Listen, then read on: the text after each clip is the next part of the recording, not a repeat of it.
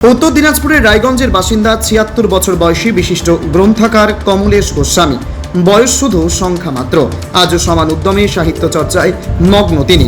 রায়গঞ্জের ইতিহাস, বিদ্রোহ ও আন্দোলনে উত্তরবঙ্গ, revolts and movements in North Bengal India, উত্তরবঙ্গ ভ্রমণ ও দর্শন, আমরা দুজনে সহ অসংখ্য গ্রন্থের রচয়িতা কমলেশ বাবু। নিজের লেখালেখির অনুপ্রেরণা সম্পর্কে তিনি জানান, তার সহধর্মিণী সুনন্দা গোস্বামী তার প্রধান প্রেরণা, তবে বিষয় নির্বাচনে রয়েছেন ভিন্নতা। সুনন্দা দেবী লেখেন মূলত মধ্যবিত্ত সমাজকে কেন্দ্র করে, আর কমলেশ বাবুর লেখার মূল বিষয় নিম্নবিত্ত মানুষের জীবন, সংগ্রাম এবং সমাজ বাস্তবতা। কমলেশ বাবুর দাবি, তার লেখা revolts and movements in North Bengal India গ্রন্থটি তিনি জওহরলাল নেহেরু বিশ্ববিদ্যালয়ে পাঠিয়েছিলেন। পরবর্তীতে বিশিষ্ট গবেষক ডক্টর R.K. জৈনের উদ্যোগে বইটির ইংরেজি অনুবাদ সম্পন্ন হয়। তার কথায়, অনুবাদের পর ব্রিটিশ লাইব্রেরি বইটির 50টি কপি সংগ্রহ করেছে। সাহিত্য, ইতিহাস চর্চা এবং উত্তরবঙ্গের সমাজ সংস্কৃতি নিয়ে দীর্ঘদিন ধরে নির্লস কাজ করে চলেছেন এই প্রবীণ সাহিত্যিক। এদিন তিনি আরও নানান বিষয় নিয়ে নিজের অভিজ্ঞতা ও মতামত তুলে ধরেন। আমি আগেই বলেছি, রায়গঞ্জের কোনো লিখিত ইতিহাস ছিল না, যার জন্যে অনেকেই তাদের মন গড়া অনেক গল্প চালিয়ে দিচ্ছিলেন। তো আমি একটু এখানকার প্রাচীন লোক হিসাবে ব্যথিত হলাম।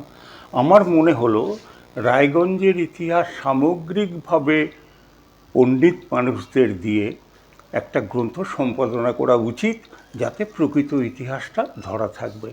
আমি তাই রায়গঞ্জের ইতিহাস করি। তার 3টে এডিশন হয়ে গেছে এবং বইটি বিশেষভাবে জনপ্রিয়।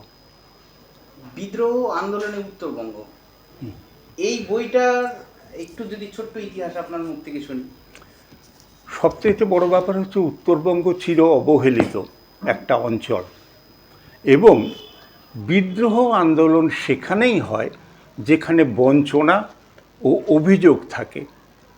তা আমার মনে হলো উত্তরবঙ্গের সামগ্রিক এই যে বিদ্রোহগুলো আছে, এটা নিয়ে যদি কাজ করা যায়, পরবর্তীতে সরকার বা অন্যদের দৃষ্টিপাত বা আলোকপাত যদি এর উপরে হয়, তাহলে তারা উত্তরবঙ্গের প্রকৃত দুর্ভোগের কাহিনীটা জানতে পারবেন। কাহিনী বলবো না, ঘটনা। তাই এইটা আমার প্রচেষ্টা। এটাও আমার সম্পাদিত গ্রন্থ এবং বহু গুণীজন এটাতে লিখেছেন। আজ কমলেশ গোস্বামীকে নিয়ে আমাদের বিশেষ প্রতিবেদনে এই দ্বিতীয় ও শেষ পর্ব দর্শকদের সামনে তুলে ধরা হলো। উল্লেখ্য, তার সহধর্মিণী সুনন্দা গোস্বামী দীর্ঘদিন ধরে চৈতন্য সাহিত্য পত্রিকা সম্পাদনার সঙ্গে যুক্ত। তিনি রায়গঞ্জ গার্লস হাই স্কুলের প্রাক্তন শিক্ষিকাও। সাহিত্য ও সংস্কৃতির জগতে এই প্রবীণ দম্পতির অবদান নিঃসন্দেহে অনুকরণীয়। তাদের সুস্থ, সক্রিয় ও দীর্ঘায়ু জীবন কামনা করেছেন সাহিত্য প্রেমীরা। উত্তর দিনাজপুরের রায়গঞ্জ থেকে অশ্বিনী কুমারের রিপোর্ট, টাইমস 14 বাংলা। আরো নিত্য নতুন ভিডিও পেতে এবং তথ্য জানতে আমাদের ফেসবুক পেজকে লাইক ও ফলো করে রাখুন। সেই সঙ্গে টাইমস 14 বাংলার ইউটিউব চ্যানেলকে সাবস্ক্রাইব করতে ভুলবেন না। মুখের উজ্জ্বলতা হারিয়ে গেছে, স্পট পড়ে গেছে, ব্রণ ভর্তি, তাই আর দেরি না করে আজই আসুন রায়গঞ্জের চণ্ডীতলায় হেলথ প্লাস মাল্টি স্পেশালিটি ক্লিনিকে এবং এখানে পান অভিজ্ঞ ডাক্তার দ্বারা ফ্রি স্কিন টেস্ট। আরো বিস্তারিত জানতে যোগাযোগ করুন 9674895169 এই নম্বরে।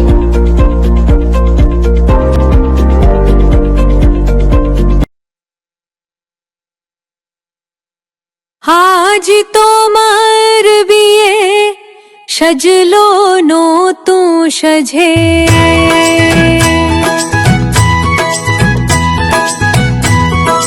সবার